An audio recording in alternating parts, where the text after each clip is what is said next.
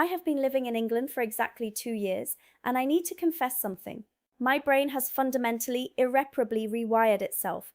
I am no longer the loud, iced coffee chugging American girl who arrived at Heathrow with 3 oversized suitcases and a dream. I am someone completely different now, and honestly, it is terrifying. 2 years, 24 months. That is all it took to dismantle 20 something years of American conditioning. We are going to start with the single most traumatizing adjustment I had to make, and no, it's not driving on the left side of the road. It is the grocery store, or as I now unconsciously call it, the supermarket. In the US, we are used to food that survives nuclear winters. You buy a loaf of bread, you put it on your counter, and 3 weeks later, it is still soft, perfectly white, and suspiciously squishy. I came here, bought a loaf of bread from Sainsbury's, left it on my counter, and 3 days later, it looked like a science experiment. I was literally shocked. I thought I bought a defective loaf. But here is the truth, and this is where the edutainment comes in. So strap in. The UK, heavily influenced by decades of European Union food standards, which they largely retained post-Brexit, has incredibly strict regulations on food additives and preservatives. In the US, the FDA operates on a reactive model. Basically, a chemical is innocent until proven deadly. In the UK and Europe, the Food Standards Agency operates on a precautionary principle. A chemical has to be proven safe before it goes into the food supply. Do you know what that means for an American body? I went through actual withdrawal.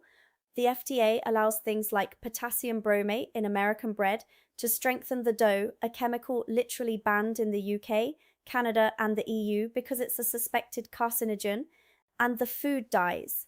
In America, our snacks are glowing. We love red 40, yellow 5, blue 1. We put it in cereal, in yogurt, in drinks. Here, if a manufacturer uses those specific artificial colors, the law dictates they must put a very prominent warning label on the packaging that says, may have an adverse effect on activity and attention in children. So naturally, companies just don't use them. They color their strawberry candy with actual beetroot juice. For the first 3 months, I thought British food tasted dull. No, Olivia, it didn't taste dull. You were just no longer eating pure petroleum and high fructose corn syrup. My palate completely changed, my skin cleared up, but the structural difference in how you shop is wild. Because the food actually decays like organic matter is supposed to. You can't do a massive 3-week Costco haul. You have to go to the store every few days. You become a European forager. You carry little canvas tote bags and buy a single leek, 2 tomatoes, and a block of cheddar. It completely changes your relationship with consumption. In the US, we hoard. We have giant pantry spaces and massive double-door fridges with ice makers. Here, my fridge is roughly the size of a microwave, tucked under the counter, and I am forced to eat what I buy immediately. It is frustrating, but psychologically, it forces you to live entirely in the present. But speaking of living in the present, let's violently pivot to work-life balance, because this is where my American brain completely short-circuited. In the United States, we wear our burnout like a badge of honor. If you aren't answering emails at 11 p.m. on a Sunday, do you even care about your career? I moved here expecting the same hustle culture, especially in London. I was so wrong. I will never forget my first August in the UK. Half the office just vanished, gone, poof. And they didn't just leave, they left the most aggressive out-of-office auto-replies I have ever seen in my life. In the US, an OOO says, "Hi, I am so sorry I missed you. I am out for an hour for a root canal, but I will be checking emails periodically. If urgent, please text my personal cell." In the UK, the OOO says, "I am on annual leave until September 4th. Your email will not be forwarded and it will be deleted upon my return. Speak to Dave." I was literally shocked. I thought people were going to get fired, but legally the structure here is entirely different. In the UK, full-time workers are legally entitled to 28 days of paid annual leave by law. That is a statutory right under the Working Time Regulations of 1998. That usually includes the 8 bank holidays, but still, 28 days minimum. Do you know what the legal federal minimum is for paid time off in the United States? 0 days. We are at the absolute mercy of our employers. Here, taking your holiday is viewed as a basic human necessity, not a luxury. If you don't take your days, HR actually gets mad at you. The psychological shift from live to work to live is profound. For the first year, I felt immense guilt taking time off. I felt like I was slacking. But the British mentality is deeply rooted in the concept of the weekend and the separation of self from labour. I think this dates back to the strong trade union movements here in the 19th and 20th centuries, which fought tooth and nail for the weekend and restricted working hours. Now, I am completely feral. You want me to work on a bank holiday Monday? Absolutely not. I am taking a £12 Ryanair flight to a tiny island in Spain. Do not perceive me. And you can't talk about British leisure without talking about the institution that holds this entire society together. The pub.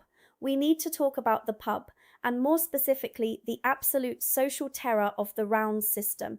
In the US, when we go to a bar, we open a tab, hand over our credit card, and the bartender holds onto it for dear life.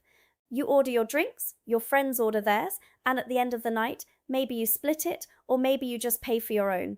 It is hyper-individualistic. The UK pub culture is not a business transaction, it is a complex, unwritten social contract. Here's how it works, and I learnt this the hard way. You walk into a pub with 5 colleagues. Someone says, "Right, what are we having?" They go to the bar and buy 6 pints. This is the first round. You are now locked into a legally binding, psychological blood pact with these people. You cannot leave. You must stay until everyone in that circle has bought a round. If you leave after the 3rd round, before you have purchased your round, you are socially dead to them. You will be blacklisted, and you don't talk about it. You just silently keep track of whose turn it is. I was so stressed by this for my first 6 months. I was doing mental math, trying to figure out if my gin and tonic cost more than Dave's IPA, and do I owe the group more money? But that's the American in me trying to commodify everything. The history of the British pub, short for public house, is that it serves as the living room of the community.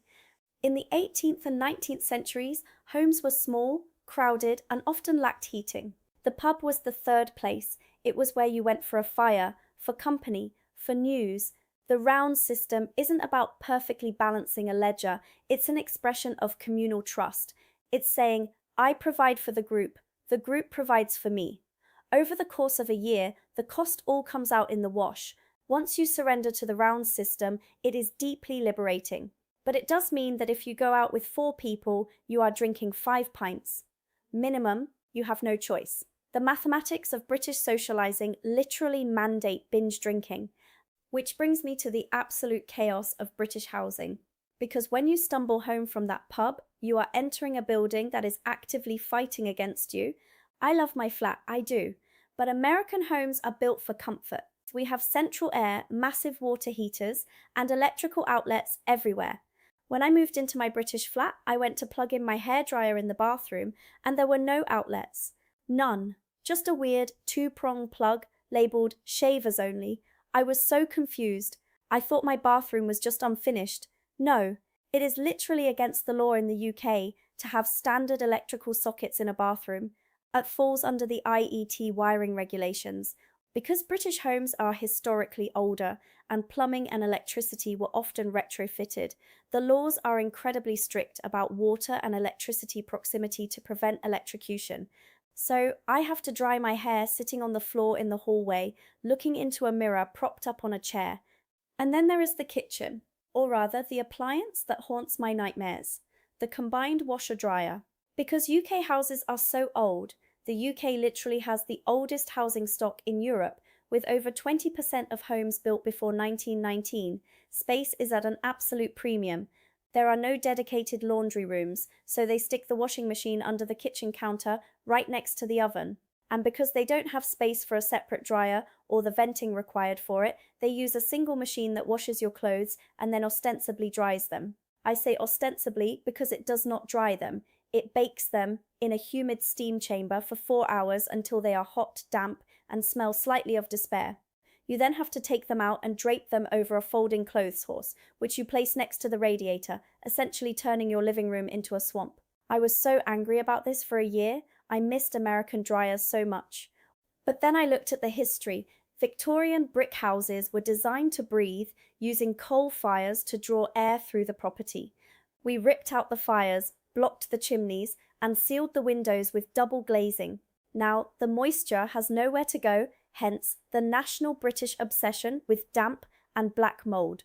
Opening a window in the middle of a freezing November morning to air out the house is a survival mechanism. My American brain used to think, why are we letting the cold in? My newly assimilated British brain says, if I don't open this window, the condensation will spawn a new civilization on my ceiling. Let's abruptly shift gears to healthcare, because if anything proves how my mindset has altered, it's my relationship with my own mortality and the National Health Service. In America, healthcare is a consumer product. You are a paying customer. If your throat hurts, you go to an urgent care. You give them a copay, and they hit you with a barrage of tests, an antibiotic prescription, and maybe an MRI just in case. You pay a fortune, but you feel like action was taken. The NHS is entirely different. Founded in 1948 by Aneurin Bevan, the core principle was healthcare free, at the point of use, based on clinical need, not ability to pay. It is a beautiful, noble concept, and the British public treats the NHS like a religion. But coming from the US, the reality of navigating it is wild. Because it is a publicly funded triage system, they do not care about your minor inconveniences. They are dealing with actual life or death emergencies. I went to the GP during my first year because I had a really bad lingering cough and a slightly rolled ankle. I fully expected to be given a boot, a steroid pack, and an inhaler. The doctor looked at me, smiled kindly, and said, right, just go home, rest up, and take some paracetamol. Paracetamol, the British equivalent of Tylenol. It is the NHS cure for absolutely everything. Broken arm, paracetamol. Bubonic plague, paracetamol. Existential dread, have a cup of tea, and a paracetamol. At first I was furious, I felt neglected. I was like, I demand to be medicalized. But then the psychological shift happened. I realized that the American system overtreats because it's profitable. The British system undertreats because most things literally just heal on their own. The sheer relief of walking out of a doctor's office or having a prescription filled and not having to swipe a credit card is a high I cannot even describe. I no longer live with the baseline hum of anxiety that a sudden illness will bankrupt my entire family. Sure, the waiting lists are currently a nightmare and the system is under immense strain, but the cultural philosophy that health is a human right, not a business transaction, fundamentally changes how you view society. You stop seeing yourself as a solitary consumer and start seeing yourself as part of a collective. And speaking of the collective, let's talk about how the British actually communicate with each other, because it is an absolute minefield of passive aggression, apologies, and self-deprecation. In the US, our communication style is extremely direct and enthusiastic. We value what sociologists call positive face. We want to be liked, we want to uplift others, we are loud, we smile at strangers, and we say things like, oh my God, I absolutely love your shoes, we should totally get coffee sometime, even if we never intend to see that person again. The British, however, operate on negative face. Their entire culture is built around not imposing on anyone else. This explains the apologizing. I was literally shocked when I was standing perfectly still in a supermarket aisle. A man backed his cart directly into my shins, and he didn't apologize, I apologized. I said, oh, sorry, why did I do that? Because I had been here long enough to absorb the reflex. The British sorry does not mean I apologize for my actions. It means I am acknowledging that an awkward interaction just occurred and I am neutralizing the tension so we can both move on without making a scene. Making a scene is the ultimate British nightmare. It's why they whisper on trains. In America, a train carriage is basically a rolling cocktail party. People are having loud phone conversations, watching videos on speaker. On a British train, if someone plays a TikTok out loud, the entire carriage will mentally condemn them to hell, but no one will say a word. Instead, they will engage in the most aggressive, synchronized eye-rolling and tutting you have ever witnessed. This brings me to the concept of banter. My American brain could not process banter for the longest time. In the US, we show affection through hype. We build our friends up. In the UK, if someone really truly likes you, they will verbally destroy you. They will find your deepest insecurity and turn it into a casual nickname. When I first started making friends here, they would make these incredibly dry, cutting remarks about my accent, or my clothes, or my loud laugh. I used to go home and cry. I thought they hated me. But psycholinguistically, roasting each other is a great equalizer in British culture. Historically, this is a country obsessed with class structure. The aristocracy, the middle class, the working class, it's baked into their history, their schools, their accents. Banter evolved as a way to puncture arrogance. If you take yourself too seriously, you are deemed arrogant, or as they call it, a knob. By insulting you and allowing you to insult them back, they are stripping away status and declaring you an equal. It is an invitation to intimacy. Once I understood that, it unlocked the whole country for me. Now, if I walk into a pub and my friend doesn't immediately tell me I look like a drowned rat, I genuinely wonder if they are mad at me. And why would I look like a drowned rat? Because we have to talk about the weather. Oh my God, the weather. Before I moved, I knew it rained in London. Everyone knows that. What I did not understand was the sheer unrelenting greyness of it all. In the US, even in places with bad winters, you get sharp, bright, sunny, freezing days. The sky is blue. In the UK, from November to March, the sky descends to about 50 feet above your head, turns the color of a wet sidewalk, and stays there. The sun goes down at 3:45 p.m. It is a heavy, damp cold that gets into your bones. The geography of it is fascinating because the UK is an island caught between the freezing Arctic air, the warm Gulf Stream from the Atlantic, and the continental weather from Europe. The atmosphere is basically a giant washing machine. The weather is wildly unpredictable, and that unpredictability is precisely why it is the linchpin of all British social interaction. When I first got here, I thought it was a stereotype that Brits talked about the weather constantly. It is not. It is an essential social lubricant.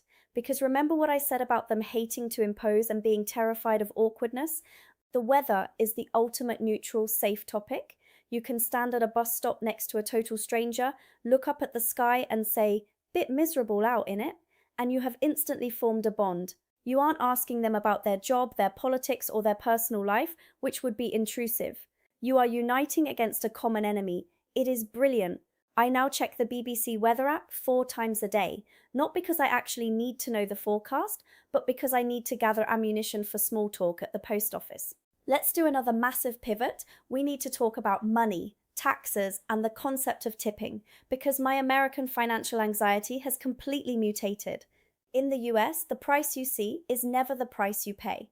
You pick up a shirt for $20, you go to the register, and suddenly it's $22.50 because of state tax, county tax, whatever.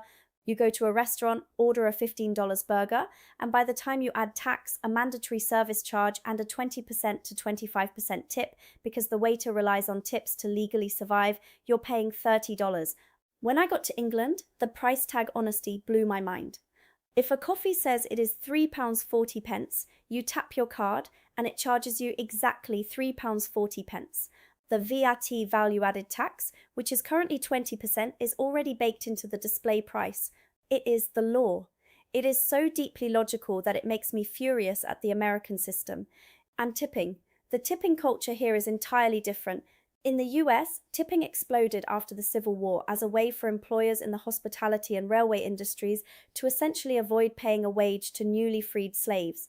It's a structurally horrific system that we just normalized. In the UK, there is a national minimum wage that applies to everyone, including waitstaff. Now, London restaurants have started sneaking a 12.5% discretionary service charge onto the bill, which is annoying, but if you are out in a pub, or grabbing a coffee, or getting a taxi, you do not tip, or at most, you just round up to the nearest pound. At first, I was aggressively tipping 20% everywhere I went. Bartenders looked at me like I had 3 heads. They would literally try to hand the money back to me. It took me a solid year to deprogram the guilt of just paying the bill and walking out. And while we are talking about walking, let's talk about crossing the street. In America, jaywalking is a crime. We literally invented a crime to protect cars.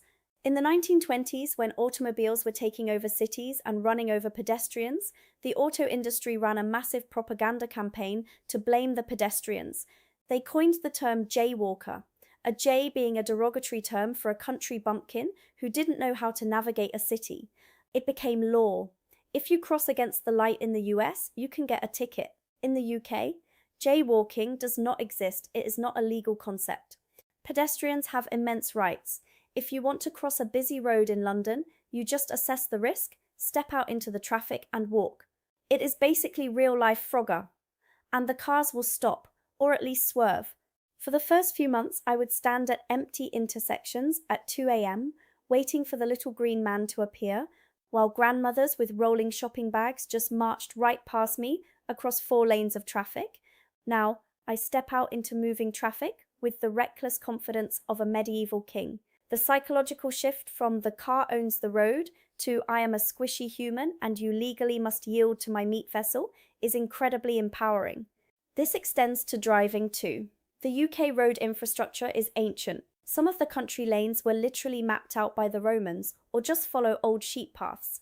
In the US, we have vast grids, massive highways, and giant SUVs. Everything is wide and straight. Here, the roads are narrow, winding, and lined with ancient hedgerows that will rip the paint right off your car. And the roundabouts. Americans are terrified of roundabouts. We prefer the rigid control of a red light. You stop, you wait, you go. A roundabout requires negotiation, flow, and yielding to the right. It requires you to trust your fellow citizens. Once you understand the rhythm of a multi-lane roundabout, like the legendary Magic Roundabout in Swindon, which is literally 5 mini roundabouts arranged in a circle, you realize it is a far more efficient, continuous flow of traffic. It forces you to be a proactive driver rather than a reactive one just staring at a light. Let's bring it back to the psychological level. What does 2 years in England do to an American? It softens your edges, but it hardens your resilience. In America, everything is designed for ultimate convenience. Drive-through pharmacies, 24/7 megastores, instant gratification. The culture tells you that you are the main character of reality, and the world should bend to your needs. If the service is slow, you complain to a manager. If the weather is hot, you blast the AC. You are shielded from friction. England is nothing but friction. The houses are drafty. The washing machines take all day. The grocery stores close early on Sundays because of the Sunday Trading Act of 1994. The winter weather is oppressive, and the healthcare system makes you wait. But that friction forces you to slow down. It forces you to accept that you are not the center of the universe. You learn to put on a jumper instead of turning up the heat. You learn to walk to the shops in the rain. You learn to laugh at yourself because your friends are relentlessly roasting you. You learn that a perfect chemical-laden loaf of bread isn't as good as a fresh, wonky, crusty one that forces you to enjoy it today before it goes bad tomorrow. My American optimism hasn't died, but it has evolved into British stoicism.